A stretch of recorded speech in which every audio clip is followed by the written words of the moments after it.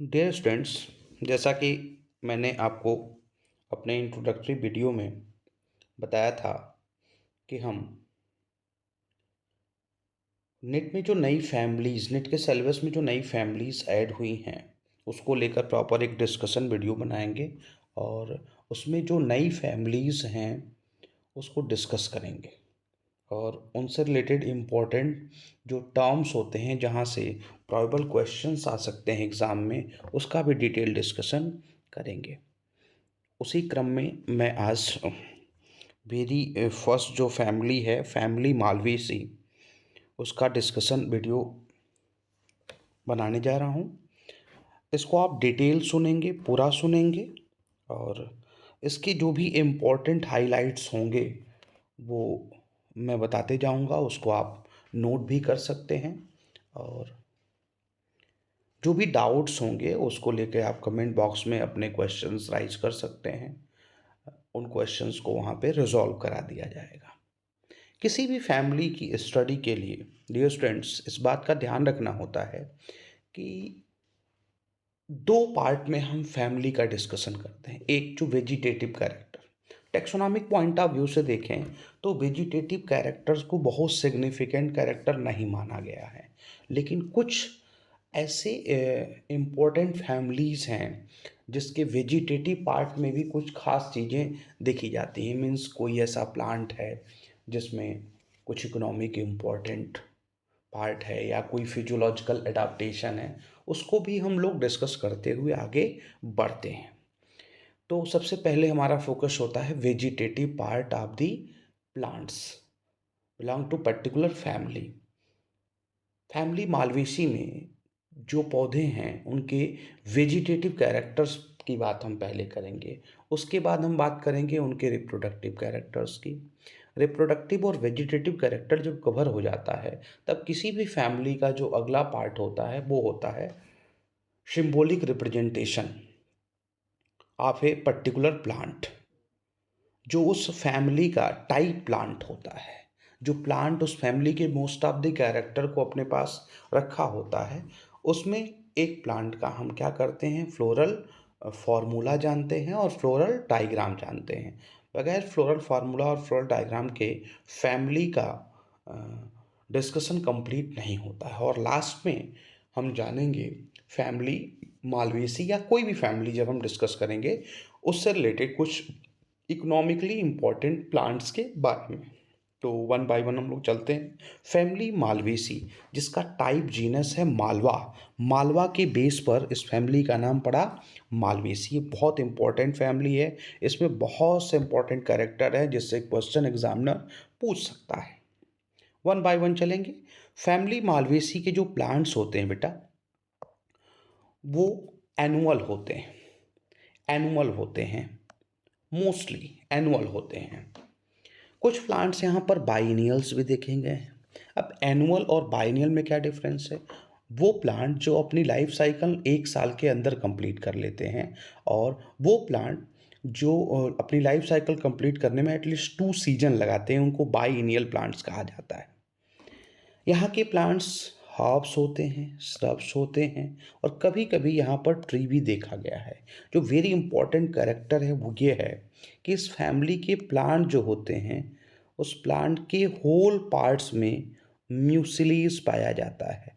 Usually आप घरों में भिंडी खाए होंगे, लेडी फिंगर। भिंडी जब बनता है तो भिंडी के फ्रूट को जैसे ही हम कढ़ाई में डालेंगे तो आप देखेंगे कि उसमें से बहुत सारा म्यूसिलेज बाहर आ जाता है। तो भिंडी के केवल फ्रूट में ही वो म्यूसिलेज नहीं भरा होता है डियर स्टूडेंट्स, वो म्यूसिलेज उसके स्टेम में भी होता है, उसके फ्लावर में भी होता है।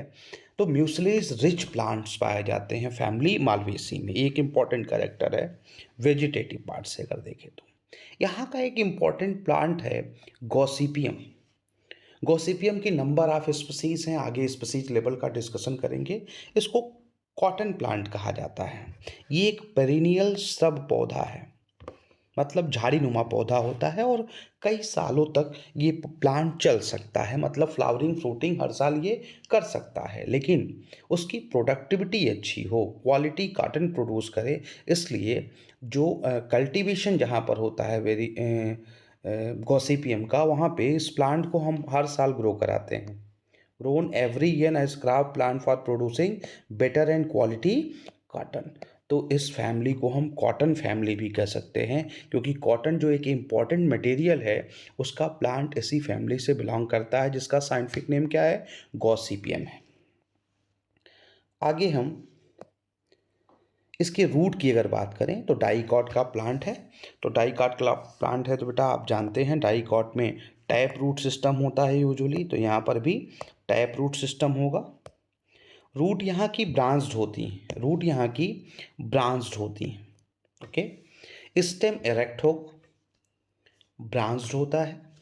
सिलेंड्रिकल मीन्स गोल सा स्टेम होगा और यूजुअली म्यूसिलेजिनस। हमने अभी पिछली स्लाइड्स में डिस्कशन के दौरान आपको बताया कि इसकी होल प्लांट में म्यूसिलेज भरा होता है, तो स्टेम में म्यूसिलेज होता है। लीव्स की अगर बात करें, अल्टरनेट लीफ। आप देखेंगे जो एनसीईआरटी के पैराग्राफ हैं उसमें फिलोटैक्सी लिखा गया है, लीफ की फिलोटैक्सी, जिसमें अल्टरनेट में एग्जांपल में चाइना रोज आया है। चाइना रोज मीन्स हिबिस्कस रोजा साइनेंसिस, और हिबिस्कस रोजा साइनेंसिस इसी फैमिली का प्लांट है। तो अल्टरनेट फिलोटैक्सी यहाँ पर होती है। लीफ सिंपल टाइप का होता है, मतलब अनडिवाइडेड लेमिना पाई जाएगी, और लीफ की जो बेस होती है वहाँ पर स्टिप्यूल पाया जाता है। स्टिप्यूल की संख्या 2 होती है, और दोनों स्टिप्यूल जो होते हैं वो लीफ की बेस से लेटरली सिचुएटेड होते हैं। ये इसका स्पेशल कैरेक्टर है कि स्टिप्यूल यहाँ पर क्या होता है, लेटरल होता है। लीफ में पेटियोल पाया जाता है तो पेटियोलेट लीफ कहेंगे। लीफ जो होती है वो एंटायर होती है और कभी कभी लोब भी होती है, मतलब लेमिना पूरी तरीके से तो नहीं कटी होती है लेकिन पार्सली कटिंग उसमें देखा गया है।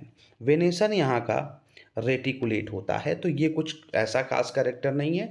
डाइकॉट की फैमिली है मालवेसी, तो वेनेसन क्या होगा, रेटिकुलेट होगा ही। आगे हम बढ़ेंगे, बात करेंगे फैमिली मालवेसी के फ्लोरल कैरेक्टर्स का। फ्लोरल कैरेक्टर में आप देखोगे तो बहुत से सिग्निफिकेंट कैरेक्टर यहाँ पर आपको दिखाई देंगे। आपने बात करा लीफ के अल्टरनेट फिलोटैक्सी की, तो यहाँ पर आप देखिए एक नोड से एक लीफ ही निकला है, एक नोड से एक लीफ निकला है और एक नोड से एक लीफ निकला, मतलब अल्टरनेट फिलोटैक्सी हो गई। ठीक है, यहाँ पर देखो लेटरल स्टिप्यूल की अगर हम बात करें तो यहाँ क्लियरली विजिबल है, ये लेटरल स्टिप्यूल है, ये है लीफ और लीफ से लेटरल स्टिप्यूल्स निकले हुए। फ्लावर को अगर तुम देखते हो तो फ्लावर नीचे की तरफ खिला हुआ है और ऊपर यहाँ पर कली लगी हुई है, मीन्स फ्लावर बड स्टेज में है। ये ऑर्डर क्या फॉलो कर रहा है, रेसीम ऑर्डर फॉलो कर रहा है। रेसीम ऑर्डर क्या होता है कि फ्लावर एक्रोपिटल सक्सेशन शो करें, जो फ्लोरल एक्सिस हो उसमें ओल्डेस्ट फ्लावर बेस पे हो और यंगेस्ट फ्लावर क्या हो, टॉप पे हो। वैसा ही सिचुएशन इस फ्लावरिंग ट्विग को देखने से लग रहा है कि नीचे वाले नोड से जो फ्लावर है वो खिला हुआ है और ऊपर वाले नोड का फ्लावर अभी बड स्टेज में है। तो एक बात तो कन्फर्म होता है कि फैमिली मालवेसी के जो प्लांट्स हैं उसमें कौन सा इन्फ्लोरेसेंस होगा, तो रेसिमोज इन्फ्लोरेसेंस होगा। इन जनरल की बात अगर हम करें तो बहुत से स्पेसिफिक प्लांट होते हैं जिनके कंडीशंस वेरी करते हैं, लेकिन इन जनरल मालवेसी में अगर आपसे पूछा जाए कि कौन सा इन्फ्लोरेसेंस होगा तो आपका आंसर होगा रेसिमोज टाइप इन्फ्लोरेसेंस। ध्यान देंगे यहाँ पर जो पेडिसिल है, पेडिसिल है वो जहाँ पे ख़त्म होता है, पेडिसिल जहाँ पे ख़त्म होता है उसके ख़त्म होने से पहले ही, उसके ख़त्म होने से पहले ही कुछ लीफ लाइक अपेंडेजेस पाए जाते हैं, कुछ लीफ लाइक अपेंडेजेस पाए जाते हैं। जो लीफ लाइक अपेंडेजेस बेसिकली यहाँ पर इपिकैलिक्स कहे जाते हैं। क्या कहे जाते हैं? इपिकैलिक्स। ये भी कैरेक्टरिस्टिक है फैमिली मालवेसी का। इपिकैलिक्स आपके सिलेबस में जो भी फैमिलीज हैं उनमें कहीं नहीं पाया जाता है। तो इपिकैलिक्स बेसिकली होता क्या है? ब्रैक्टियोल होता है। क्या होता है? ब्रैक्टियोल होता है, क्योंकि पेडिसिल के बीच वाले हिस्से से इपिकैलिक्स निकला होता है। और epicalyx one of the important characteristic है ऑफ फैमिली मालवेसी। इसके एंड में आप देखेंगे तो आपको यहाँ एलिस ऑफ फ्लावर वाला फिगर देखना होगा, कैलिक्स भी दिखाई दे रहा है। तो इपिकैलिक्स बेसिकली क्या हो गया? ब्रैक्टियोल का मॉडिफिकेशन हो गया। और कैलिक्स एक्चुअल फ्लोरल होल हो गई, जो आउटर मोस्ट फ्लोरल होल होती है, जो थैलेमस से निकली हुई है। किससे निकली हुई है? थैलेमस से निकली हुई है। इस कैलिक्स की यूनिट को हम सेपल कहते हैं। क्या कहते हैं? सेपल कहते हैं। तो सेपल्स यहाँ पर प्रेजेंट हैं और सेपल्स की संख्या यूजुअली 5 होती है। अब ध्यान देंगे, इपिकैलिक्स फ्लावर की यूजुअल होल नहीं है, फ्लावर की यूजुअल होल नहीं है, इसलिए इपिकैलिक्स का नंबर कभी भी 5 आर इन मल्टीपल ऑफ 5 नहीं होगा। इपिकैलिक्स का नंबर आप देखेंगे तो 7 to 8 to 10 तक भी होता है डिफरेंट डिफरेंट फ्लावर्स में। कैलिक्स की संख्या यहाँ पर 5 होती है और वो कैलिक्स जो होते हैं वो पार्सली यूनाइटेड होते हैं। मीन्स आप देखेंगे अगर एस्टिवेशन की बात करेंगे तो पार्सली यूनाइटेड होने की वजह से यहाँ के कैलिक्स का जो एस्टिवेशन होता है वो गैमोसेप्लस कहा जाता है। क्या कहा जाता है? गैमोसेप्लस कहा जाता है। और जो एस्टिवेशन होगा बेसिकली उसको कहेंगे वॉल्वेट एस्टिवेशन। कौन सा कंडीशन कहेंगे बेटा? Valvate aestivation. उसके अंदर अगर हम करोला वाले लेयर की बात करें तो करोला यहाँ की ट्विस्टेड होती है बेसिकली, और करोला ट्विस्टेड होती है, एस्टिवेशन बेसिकली ट्विस्टेड होता है। करोला में जो पेटल्स होते हैं वो फ्री होते हैं। पेटल्स क्या होते हैं? फ्री होते हैं और वो ट्विस्टेड एस्टिवेशन रखते हैं। इसके अंदर अगर हम थर्ड होल की बात करें तो थर्ड होल में आप देखेंगे तो 2 स्पेशल कंडीशन होती है। एक तो सभी के सभी जो स्टामेन्स होते हैं उनकी फिलामेंट यूनाइटेड होती हैं और एंथर्स फ्री होते हैं। इस कंडीशन को मोनो एडल्फस कंडीशन कहते हैं। क्या कहते हैं? मोनो एडल्फस कंडीशन कहते हैं बेटा, मोनो एडल्फस कंडीशन। ये इम्पॉर्टेंट कैरेक्टरिस्टिक है फैमिली मालवेसी का। आपको गुड़हल में ये देखो चाइना रोज का प्लांट है, इसमें देखोगे तो ये वाला जो पार्ट है वो एंथर है, सभी एंथर्स फ्री हैं। और इस ट्रांसवर्स सेक्शन देखो, एंथर्स सभी यूनाइटेड हैं और यूनाइट करके एक स्टेमिनल ट्यूब बनाए हुए हैं। और ये स्टेमिनल ट्यूब क्या है? इपीपेटलस है। मीन्स इस वाले एंड पर आके ये पेटल से भी क्या है? यूनाइटेड है। तो एक तरफ इपीपेटलस कंडीशन है, दूसरी तरफ एंथर्स फ्री और उसके फिलामेंट्स फ्यूज होने की वजह से मोनो एडल्फस कंडीशन बनी हुई है। मतलब इसके स्टामेन में 2 कंडीशन है, एक इपीपेटलस और दूसरा कंडीशन क्या है? Mono adelphous. मतलब एक ही बंडल है, किनका? स्टामेन्स का। स्टामेन का नंबर अगर देखते हो तो स्टामेन का नंबर यहाँ पर अनलिमिटेड होता है, मीन्स गिन ना पाइएगा आप। ठीक है। अब देखो इस स्टेमिन के फिलामेंट के फ्यूज होने से एक ट्यूब बनती है जिसको स्टेमिनल ट्यूब कहते हैं। और ये ट्यूब बेसिकली स्टाइल के चारों तरफ होती है और स्टाइल इसी के अंदर से गया होता है। और यहाँ आप देखेंगे तो यहाँ ओवरी बैठी हुई है, तो ओवरी इसके अंदर से निकला स्टाइल और ये स्टाइल बाहर जाके पेंटाफिड स्टिग्मा बनाता है, पेंटाफिड स्टिग्मा बनाता है। और ये फ्लावर भी बेसिकली पेंटाकार्पेलरी होती है, जो कि आप यहाँ पर ओवरी में क्लियरली देख सकते हैं कि यूजुअली फ्लावर क्या हैं? पेंटाकार्पेलरी हैं। कैसे हैं? पेंटाकार्पेलरी। और स्टिग्मा का नंबर भी बेसिकली क्या होता है? 5। स्टाइल बीच में क्या रहती है? फ्यूज रहती है। ध्यान देंगे यहाँ पर जो कार्पेल्स होते हैं वो भी क्या होते हैं? फ्यूज होते हैं। अच्छा, स्टामेन्स को देखो तो स्टामेन में जो एंथर होता है वो किडनी शेप्ड का होता है। कैसा होता है? किडनी शेप्ड का। इसको रेनिफॉर्म कहते हैं। क्या कहते हैं? रेनिफॉर्म कहते हैं। तो ये है फ्लोरल कैरेक्टर। क्या है? Floral character. अब इन सभी कैरेक्टर्स को हम लोग हेडिंग वाइज 1 by 1 देखते चलेंगे। चलिए देखते हैं नेक्स्ट स्लाइड। अच्छा, नेक्स्ट स्लाइड में ये जो फ्लावर आपने अभी देखा है उसी का यहाँ पर सिंबॉलिक एंड पिक्टोरियल रिप्रेजेंटेशन किया गया है। फ्लावर में बेस ऑफ पेडिसल से लीफ लाइक अपेंडेज निकला हुआ है, जिसको क्या कहते हैं, ब्रैक्ट कहते हैं। ये रहा फ्लोरल डायग्राम में ब्रैक्ट, और ये सिंबल बी आर। हमने बताया कि इपिकैलिक्स मॉडिफिकेशन है किसका, ब्रैक्टियोल का। ब्रैक्टियोल का नंबर आप देखेंगे तो यहाँ पर 6 शो किया गया है, और ये ब्रैक्टियोल। इसी को इपी के भी लिखा जाता है, ईपी के भी लिखा जाता है। कुछ जगह आप देखेंगे तो BRL न लिख के ईपी के लिखा जाता है, और इसका यहाँ पर नंबर लिख दिया जाता है, जितना भी फ्लावर में देखने को मिलता है। फ्लावर के सिमेट्री की अगर बात करें तो फ्लावर पॉलीसिमेट्रिक होता है, मीन्स एक्टिनोमॉर्फिक। आप देख सकते हैं फ्लावर को किसी भी प्लेन से कट करें, फ्लावर 2 बराबर भाग में कट जाएगा, वो प्लेन सेंटर से होके जाएगी। तो इसके अलावा आप देखेंगे फ्लावर में दोनों ही सेक्स प्रेजेंट है, मीन्स एंड्रोसियम भी प्रेजेंट है और गाइनोसियम भी प्रेजेंट है। मतलब फ्लावर क्या है, बाइसेक्सुअल है। कैलिक्स की अगर बात करें, कैलिक्स की अगर बात करें तो सेपल की संख्या 1 2 3 4 और 5 है, और पांचों के पांचों सेपल आप देखेंगे तो फ्यूज्ड हैं। तो वेस्टिवेशन क्या हो जाएगा, वाल्वेट एस्टिवेशन हो जाएगा, और कैलिक्स के आगे 5 इन ब्रैकेट लिखेंगे। ये लिखने का तरीका होता है।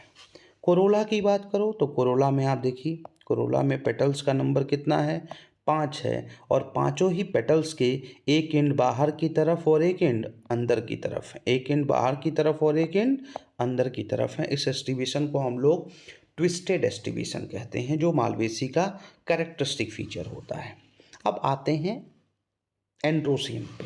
एंड्रोसियम में आप स्टामेन्स का नंबर अगर देखते हो तो स्टामिन का नंबर क्या है, अनलिमिटेड है। स्टामिन का नंबर क्या बेटा, अनलिमिटेड है। आप देखिए अनलिमिटेड नंबर ऑफ स्टामिन्स हैं, और सभी स्टामिन्स एक दूसरे से फ्यूज्ड हैं।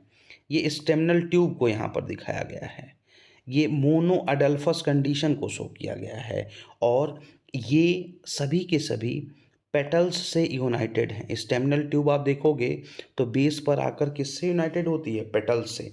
तो यहाँ पर जो आर्क बताया गया है ये इपीपेटलस के लिए बनाया गया है, और जो इनडेफिनिट नंबर ऑफ स्टामिन को इन ब्रैकेट शो किया गया है, ये बेसिकली मोनो एडल्फस कंडीशन को लिखने का तरीका है। गाइनोसियम की बात करते हो तो कार्पेल्स की संख्या 5 होती है, पांचों कार्पेल यूनाइटेड होते हैं, और पिछले स्लाइड में आपने देखा कि ओवरी यहाँ पर क्या है, सुपीरियर है। तो सुपीरियर ओवरी को फ्लोरल फार्मूला में लिखने का तरीका क्या होता है कि हम जी के नीचे क्या करें, डैश लगाते हैं। तो ये था फ्लोरल फार्मूला और फ्लोरल डायग्राम। अब कैरेक्टर्स को हम लोग पढ़ते चलते हैं। अब देखिए इन्फ्लोरेसेंस हमने बताया कि रेसिमोज होता है। इन्फ्लोरेसेंस यहाँ का क्या होता है, रेसिमोज होता है। और ये भी बताया कि flower to flower, plant to plant ये वेरी भी कर सकता है।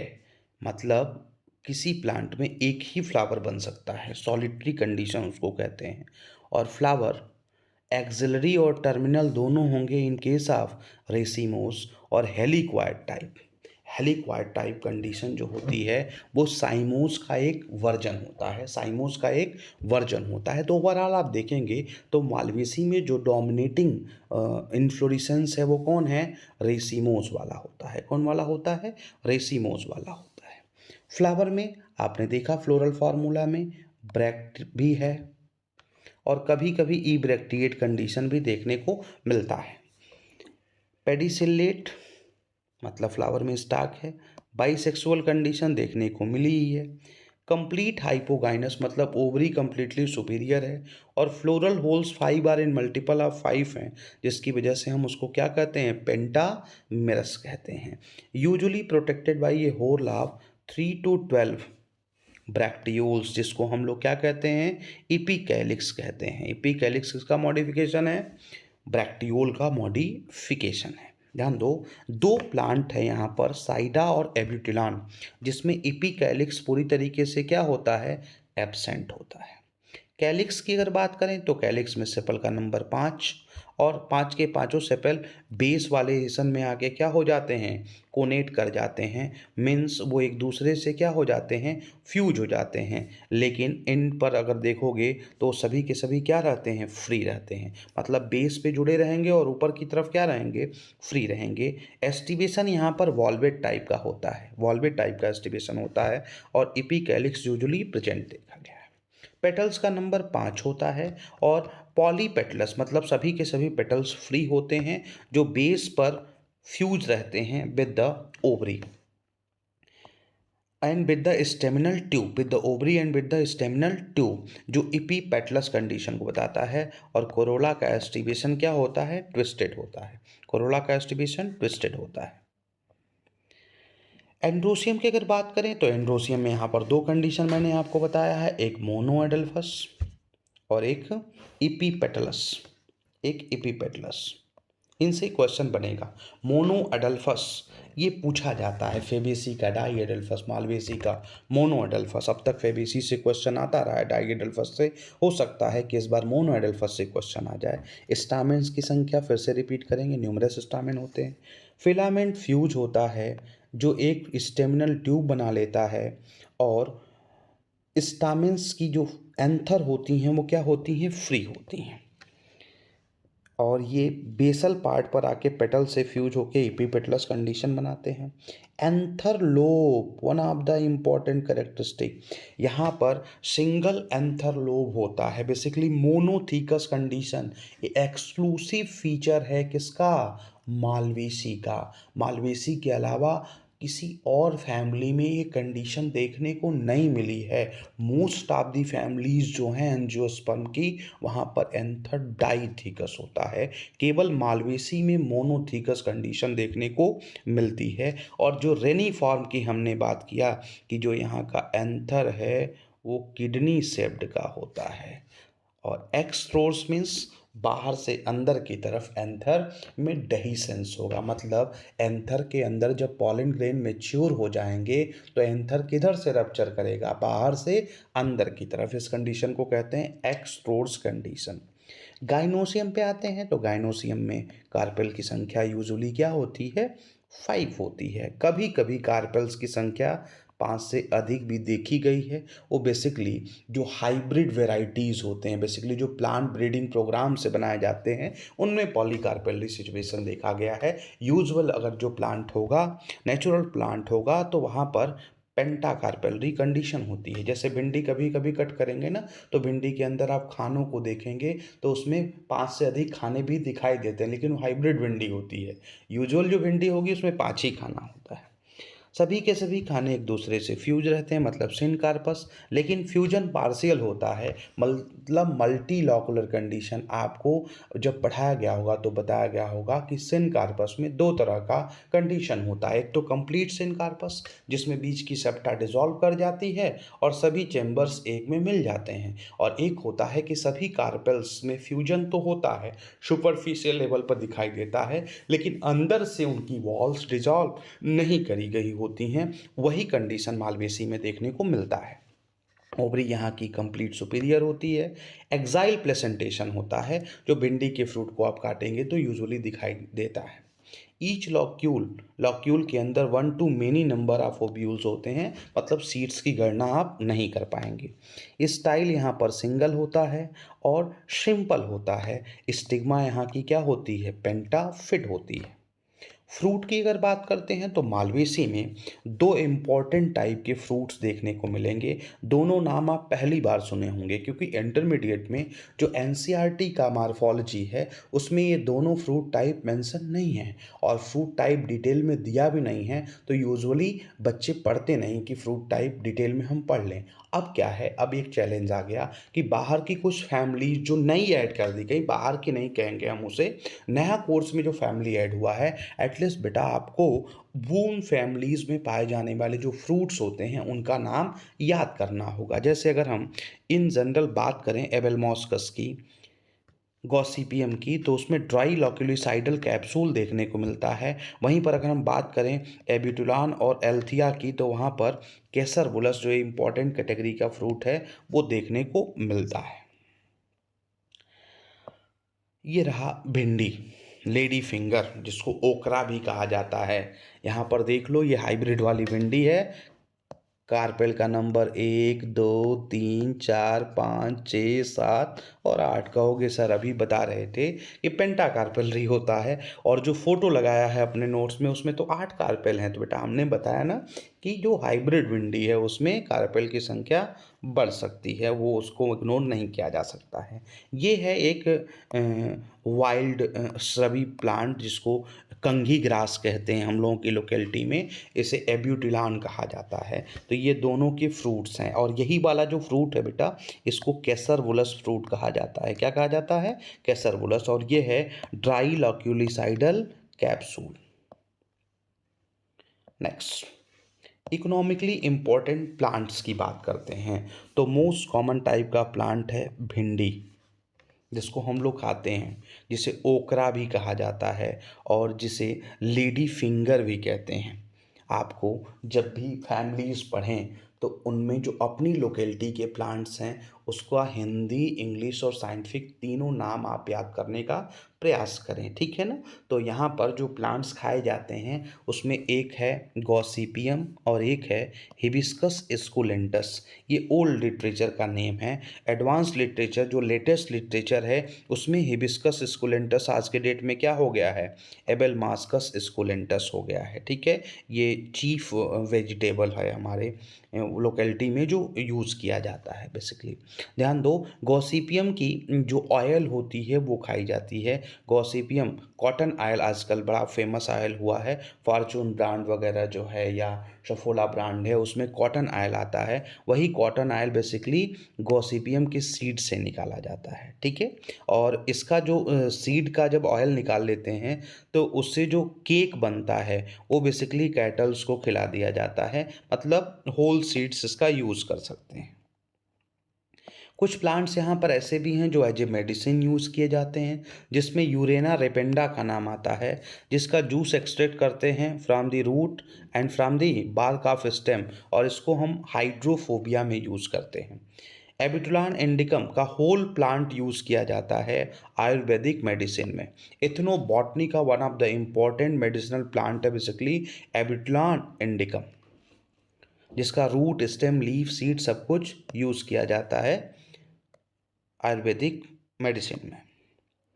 फाइबर यील्डिंग प्लांट में देखेंगे तो जो चीफ प्लांट है उसका नाम है गॉसिपियम, कॉटन प्लांट।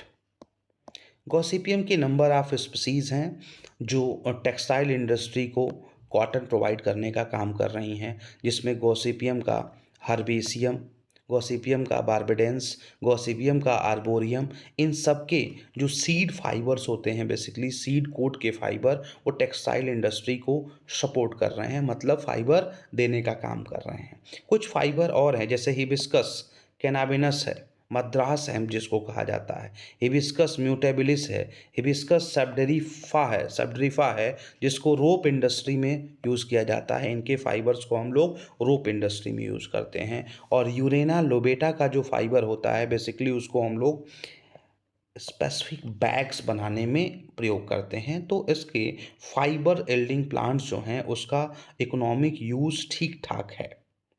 आगे आप देखेंगे तो इस फैमिली में ये प्लांट यूरेना लोबेटा का प्लांट है। इस प्लांट को यूरेना लोबेटा अपनी लोकेलिटी में ये पाया जाता है, पूर्वांचल रीजन में। इसके अलावा आप देखेंगे तो यहाँ पर नंबर ऑफ ऑर्नामेंटल प्लांट्स भी हैं, जैसे most common type of ornamental plant इस फैमिली का है हिबिस्कस रोजा साइनेंसिस, चाइना रोज। ये सब ने देखा होगा क्लास 11-12 में।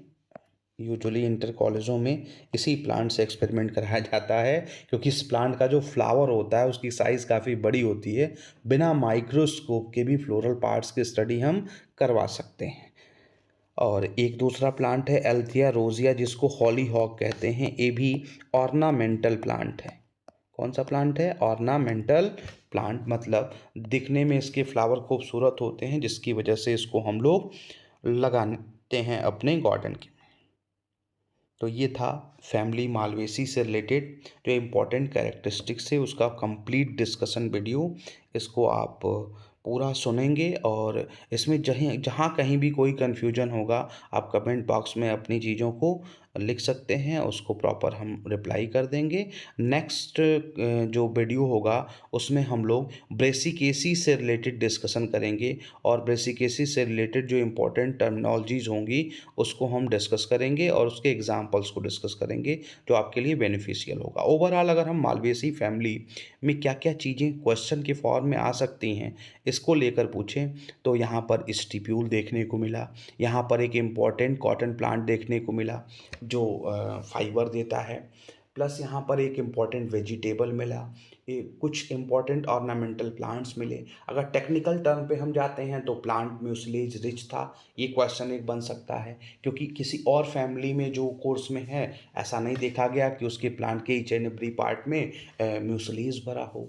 इसके अलावा अगर तुम जाते हो तो इपिकैलिक्स यहाँ का one of the important characteristic था।